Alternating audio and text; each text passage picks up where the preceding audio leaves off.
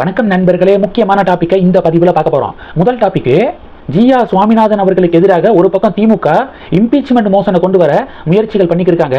எப்படியும் பாராளுமன்றத்தில் impeachment மோஷனு flop தான் ஆகும். ஏன்னா இந்திய கூட்டணிக்கு போதுமான எம்பிக்கள் இல்லை. 2/3 மெஜாரிட்டி பக்கம்லாம் இந்திய கூட்டணி போகவே முடியாது. அதனால் அட்டர் ஃப்ளாப் ஆகும். இது விஷயம். இது ஒரு பக்கம். இன்னொரு பக்கம் பார்த்தீங்கன்னா, உயர்நீதிமன்ற மதுரை கிளையில் நீதிமன்ற அவமதிப்பு வழக்கு விசாரணைக்கு வந்திருக்கு. நீதியரசர் கார்த்திகை தீபத்தூணில் தீபம் ஏற்றணும், 6 மணிக்கு ஏற்றணும், அப்படி ஏற்றலைன்னா நீதிமன்ற அவமதிப்பு வழக்காக விசாரிக்கப்படும் அப்படின்னு சொல்லிட்டு ஒரு வார்னிங் கொடுத்ததுக்கு அப்புறமும் திமுக அரசாங்கம் தீபம் ஏற்ற விடலை. ஓகேயா? இப்போது இது நீதிமன்ற அவமதிப்பு வழக்காக விசாரணைக்கு வந்திருக்கு. சுவாமிநாதன் அவர்கள் என்ன உத்தரவை பிறப்பிச்சிருக்காரு தெரியுமா? வர 17ஆம் தேதி தலைமை செயலாளர் சட்டம் ஒழுங்குடைய ஏடிஜிபி காணொலி காட்சி வழியாக ஆஜராகணும் அப்படின்னு சொல்லிட்டு உத்தரவை பிறப்பிச்சிருக்காரு. இவர்களை தவிர சிலர் நேரடியாக ஆஜராகணும் அப்படின்னு சொல்லிட்டும் ஆர்டர் போட்டிருக்காரு ஜிஆர்எஸ்.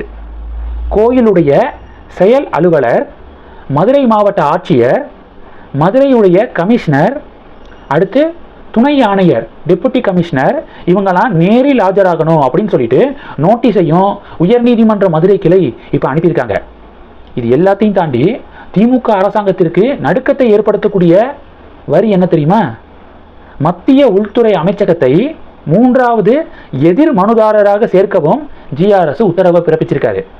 ஹோம் மினிஸ்ட்ரியை, அமித்ஷா அவர்களுடைய கண்ட்ரோலில் இருக்கக்கூடிய உள்துறை அமைச்சகத்தை இந்த கேஸில், நீதிமன்ற அவமதிப்பு கேஸில் 3வது எதிர் மனுதாரராகவும் சேர்க்க உத்தரவை பிறப்பிச்சிருக்காரு.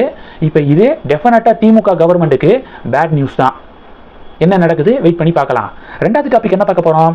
யுனெஸ்கோ இருக்காங்களே, அவங்க இன்டான்ஜிபிள் கல்ச்சுரல் ஹெரிட்டேஜ் லிஸ்ட்டில் நம்ம தீபாவளி பண்டிகையை சேர்த்துருக்காங்க. பிரைம் மினிஸ்டர் மோடி அவர்கள் இந்த ஹாப்பியான நியூஸை வந்து ஷேர் பண்ணியிருக்காரு. Intangible cultural heritage list. இதுக்கு முன்பாக இந்த லிஸ்ட்டில் இருக்கக்கூடிய நம்ம இந்திய பண்டிகைகள், இந்தியாவில் நடக்கக்கூடிய சிறப்பான விஷயங்கள் என்ன தெரியுமா? கும்பமேளா, துர்கா பூஜை, வெஸ்ட் பெங்காலில் நடக்கக்கூடிய துர்கா பூஜை, இதெல்லாம் இந்த லிஸ்ட்டில் ஆல்ரெடி இருக்குது. இப்போது தீபாவளியும் இதில் ஆட் ஆகிருக்கு அப்படிங்கிற ஒரு ஹாப்பி நியூஸை பிஎம் ஷேர் பண்ணியிருக்காரு. இது ரெண்டாவது டாபிக். மூணாவது டாபிக் என்ன பார்க்க போகிறோம்னா, ராஜ்யசபாவில் திமுக எம்பி திருச்சி சிவா இருக்கார்ல, அவர் என்ன பேசியிருக்காருன்னா, தமிழ்நாட்டில் திலகருடைய பெயரில் திடல்கள் இருக்குது, நேதாஜி பெயரில் சாலைகள் இருக்குது, கஸ்தூரிபாய் காந்தி பெயரில் ஹாஸ்பிட்டல் இருக்குது, தமிழகத்தில் இதெல்லாம் இருக்குது. ஆனால் நார்த்தில் வஉசி பெயரில் சாலைகள் இருக்கா? பாரதியார் பேரில் தெரு இருக்கா? யாருக்காவது வீரபாண்டிய கட்டபொம்மனை தெரியுமா? நார்த்தில் நாங்கள் ஏன் புறக்கணிக்கப்பட்டோம்? எப்போதும் நாட்டுக்காக போராடியவர்களை திமுக கைவிட்டதில்லை அப்படின்னு சொல்லிட்டு திருச்சி சிவா பார்லிமெண்ட்டில் பேசியிருக்காரு, ராஜ்யசபாவில் பேசியிருக்காரு. உடனே பாஜகவினர் என்ன பதிலடி கொடுத்துருக்காங்கன்னா, நார்த்தில் தமிழகத்தை சேர்ந்த முக்கியமான தலைவர்களுடைய பேரில் பெயர் பலகை, தெரு இதெல்லாம் இல்லை நீங்கள் சொல்கிறீங்க, கொஞ்சம் பொறுங்க அப்படின்னு சொல்லிட்டு சில டாக்குமெண்ட்டை வெளியிடுறாங்க. மகாகவி பாரதியார் அவர்களுடைய பேரில் இடங்கள் இருக்குது, நார்த்தில் தெருக்களுடைய பேர் இருக்குது, ஏபிஜே அப்துல் கலாம் அவர்களுடைய பேரில் சாலைகள் இருக்குது. இது மாதிரியான விஷயங்கள் நார்த்துலேயும் இருக்குது. சரி, முதல்ல தமிழகத்தில் நம்ம இந்திய சுதந்திரத்துக்காக போராடிய சுதந்திர போராட்ட தலைவர்களுடைய சிலைகள் எவ்வளவு இருக்குது? திருப்பூர் குமரனுடைய சிலைகள் தமிழகம் முழுவதும் பரவலாக இருக்கா?